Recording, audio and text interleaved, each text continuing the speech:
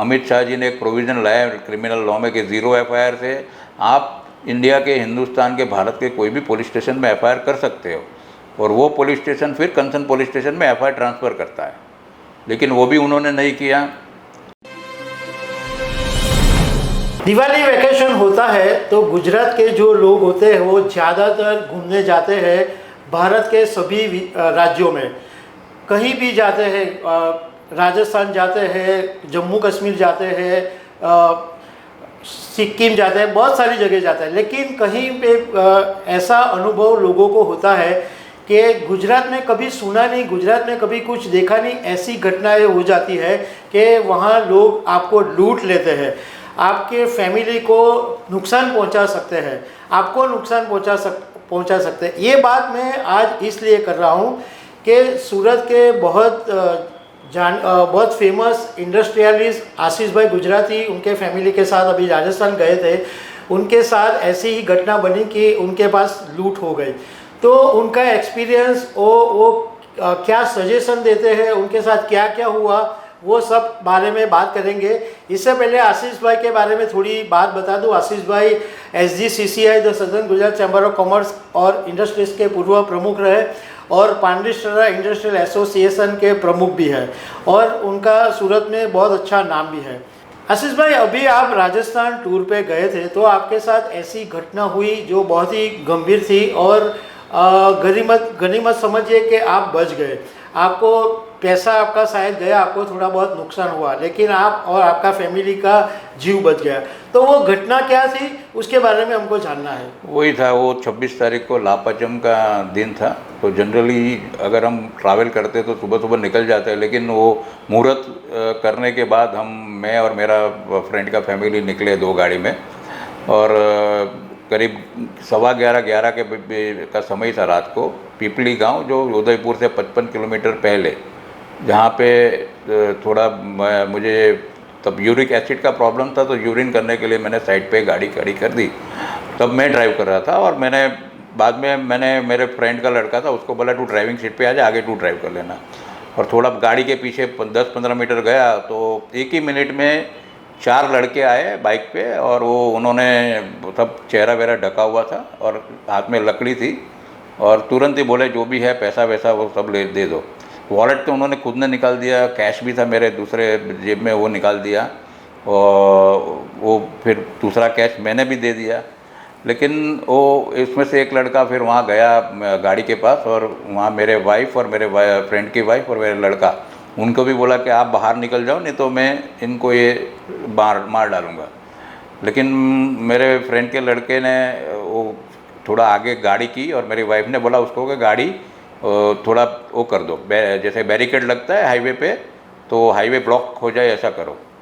और फिर वो दोनों उतर गए, मेरे वाइफ और मेरे फ्रेंड की वाइफ, और उन्होंने हेल्प के लिए 8-10 गाड़ियाँ रोक ली। लेकिन वो लड़का आया, फिर वापस मुझे ज़ोर से मेरे सिर पे लकड़ा मारा, और मेरी जो रिंग थी डायमंड की वो छीनने की कोशिश की। रिंग थोड़ी टाइट थी, वो निकल नहीं रही थी, तो मैंने वो रिंग निकाल के दे दी। तो थोड़ा उन्होंने मतलब जो प्रेजेंस ऑफ माइंड दिखाया मेरे वाइफ और मेरे फ्रेंड की वाइफ ने और मेरे लड़के ने, उसकी वजह से वो लोग भी बच गए और उनको कोई नुकसान नहीं है, और उनके साथ कोई लूटफाट नहीं हुई। आशीष भाई, बिल्कुल सही बात है कि एंड टाइम पे आपके फैमिली ने जो समय सूचकता दिखाई, उन्होंने प्रेजेंस ऑफ माइंड दिखाया, तो उसकी वजह से आपको नुकसान नहीं हुआ। लेकिन उसके बाद में क्या हुआ, आपको पुलिस ने आपकी कंप्लेंट कैसे आपने लिखाई और आपको कैसे उसका एक्सपीरियंस हुआ? हाँ, ये करीब फिर हम तो आगे, जैसे वहाँ पे जो लोग रुक गए थे उन्होंने अपनी गाड़ी से फर्स्ट एड बॉक्स निकाल के, मुझे खून निकल रहा था तो थोड़ा प्रिलिमिनरी फर्स्ट एड ट्रीटमेंट तो दिया। और करीब 40 किलोमीटर तक वहाँ कोई मोबाइल नेटवर्क नहीं, मतलब वहाँ इतना पुअर मोबाइल नेटवर्क मैंने कहीं नहीं देखा। तो वो एक तो राजस्थान गवर्नमेंट की एक ये है कि भाई ये नेगेटिव पॉइंट है, इतने लंबे अंतर तक कोई मोबाइल नेटवर्क नहीं है। और दूसरा कि जैसे हम अगर ऐसे हाईवे पे जाते हैं गुजरात में, तो पेट्रोलिंग की गाड़ी अपने को दिखती है, वहाँ पे हमें ना हमारी साइड पे ना हमारी अपोजिट साइड पे कोई पेट्रोलिंग की गाड़ी दिखी। फिर उदयपुर पहुँच के वहाँ पे सूरजपुर पुलिस स्टेशन पे हम गए, और वहाँ पे हमने बोला ऐसी ऐसी घटना हुई है तो आप FIR कीजिए। लेकिन अभी जो अमित शाह जी ने एक प्रोविज़न लाया है क्रिमिनल लॉ में कि 0 एफआईआर से आप इंडिया के, हिंदुस्तान के, भारत के कोई भी पुलिस स्टेशन में एफआईआर कर सकते हो, और वो पुलिस स्टेशन फिर कंसर्न पुलिस स्टेशन में एफआईआर ट्रांसफ़र करता है। लेकिन वो भी उन्होंने नहीं किया, सिर्फ उतना लिख के दिया कि सिविल हॉस्पिटल, जो उदयपुर की सिविल हॉस्पिटल है, वहाँ के ट्रीटमेंट के लिए कागज़ लिख के दिया। तो वहाँ फिर प्रायोरिटी हमारी मेडिकल की थी, तो पहले वहाँ चले गए। फिर उसके बाद पता चला दूसरे दिन कि भाई ईमेल से आप कंप्लेन कर सकते हो, तो ईमेल से वहीं एक लोकल लॉयर को हायर करके एक कंप्लेन ड्राफ्ट करवाई, मेरे ईमेल से वहाँ पे कंप्लेन किया, और उसमें एक प्रोविज़न है उसके बाद मुझे 72 आवर्स में मुझे पुलिस स्टेशन जाना है। लेकिन वो कंप्लेन के बेस पे एफआईआर हो गई, और वो पीपली गांव के ऋषभदेव पुलिस स्टेशन में एफआईआर हुई है। आशीष भाई, कुछ समय पहले राजस्थान के मुख्यमंत्री भजनलाल शर्मा खुद सूरत आए थे और उन्होंने सूरत के इन्वेस्टर को ऐसा कहा था कि आप राजस्थान आइए, हम आपको प्लेटफॉर्म देंगे, आप इंडस्ट्रीज लगाइए, यहाँ रोजगारी मिलेगी, आपको बहुत सारा फ़ायदा मिलेगा। वो बात सीएम ने बताया था। तो जैसे आपने कहा कि इस तरह की अगर घटनाएं राजस्थान में होती है तो गुजरात के कौन लोग वहाँ इन्वेस्टमेंट करने जाएंगे, क्योंकि गुजराती लोग तो सबसे पहले सुरक्षा चाहते हैं। बिल्कुल, मतलब कोई भी इन्वेस्टर सुरक्षा चाहेगा। जैसे आज अपने गुजरात में इतना अच्छा इन्वेस्टमेंट क्यों आ रहा है, मतलब 40-50 सालों में आपने ऐसा कोई इंसिडेंट नहीं सुना होगा कि भाई ऐसा हुआ है। तो राजस्थान गवर्नमेंट की तरफ से जैसे चीफ मिनिस्टर खुद, इंडस्ट्री मिनिस्टर, वहाँ के आईएएस ऑफिसर्स इतनी कड़ी मेहनत कर रहे हैं वहाँ पे इन्वेस्टमेंट आए, और एक तरफ ये कॉन्ट्राडिक्टरी हो रहा है कि भाई इंटरनल सिक्योरिटी जो हम बोलते हैं वो वीक है। तो अगर ऐसे सिक्योरिटी रही, ऐसा इंफ्रास्ट्रक्चर रहा, जैसा कि मैंने बताया कि भाई ना कोई पेट्रोलिंग था वहाँ पे और ना ही कोई मोबाइल नेटवर्क था, तो ऐसी सिचुएशन में ये सब जो मेहनत कर रहे हैं ये लोग इतने दिलो जान से, तो वो सब मेहनत पानी में जाएगी। इन्वेस्टमेंट के लिए उनका जो वातावरण है वो बन नहीं रहा है, इसका मतलब ये है। सुरक्षा नहीं मिलेगी तो गुजरात वाले इन्वेस्टमेंट कैसे करेंगे? तो वो बात सीएम को समझना पड़ेगा, उनको जानना पड़ेगा कि ऐसी घटनाएं क्यों हो रही है। आशीष भाई, लास्ट में हमको आपसे ये पूछना है कि आपको जो ये एक्सपीरियंस हुआ, तो बाकी के जो लोग घूमने जाते हैं उनके लिए आप क्या सजेशन देंगे? जी, एक तो सबसे पहले कि आप कभी भी कहीं दिन हो या रात हो, कोई सुनसान जगह पे गाड़ी रोकना ही मत। अगर गाड़ी आपको रोकनी है या यूरिनेशन के लिए या तो फिर आपको रिफ्रेशमेंट के लिए, तो ऐसी होटल पे रोको जहाँ पे आपको 4 व्हीलर ज़्यादा मिले, और प्रेफरेबली जहाँ पे अलग अलग राज्य की जीजे है, एमएच है, आरजे है, अलग अलग राज्य की आपको गाड़ी मिले वहीं पे आप रोकिए।